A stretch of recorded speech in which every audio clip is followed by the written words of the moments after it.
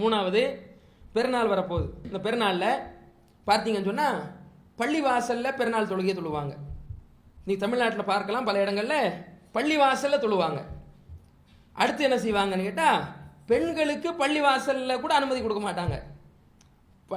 பள்ளி வாசல்லையோ திடல்லையோ எங்கேயுமே பெண்களுக்கு அனுமதி இல்லை, ஆண்கள் மட்டும்தான். அதே மாதிரி இந்த தொழுகை எங்கே தொழுவாங்கன்னு கேட்டால், கணிசமான இடத்துல பார்க்குறோம் பள்ளி வாசலில் நிறைவேற்றக்கூடியவர்களாக இருக்கிறாங்க. இதான் நபிகள் நாயகம் காட்டி கொடுத்தாங்க.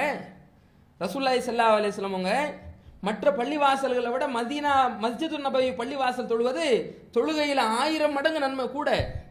அப்படி இருந்தும் அந்த பள்ளி வாசலை தொழாம முசல்லா என்ற திடலுக்கு போய் தொழுதாங்களே, ஏன்?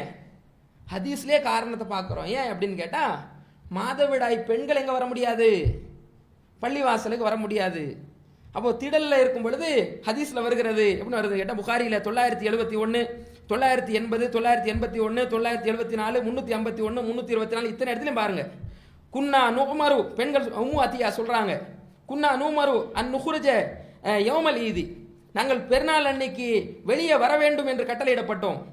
எங்க திடலுக்கு மக்களுக்கு பின்னால், அதாவது ஆண்களுக்கு பின்னால் பெண்கள் உட்கார வேண்டும் என்றும், யுகப்பிர்ன பி தக்பீரிஹிம், ஆண்கள் எப்படி தக்பீர் சொல்வார்கள் அந்த மாதிரி நாங்களும் தக்பீர் சொல்ல வேண்டும் என்று, யதுஊன பி துஆயிஹிம், ஆண்கள் எப்படி துவா செய்வார்களோ பெண்களாகிய நாங்களும் துவா செய்ய வேண்டும் என்று ரசூலுல்லாஹ் காலத்தில் நாங்கள் கட்டளையிடப்பட்டோம்.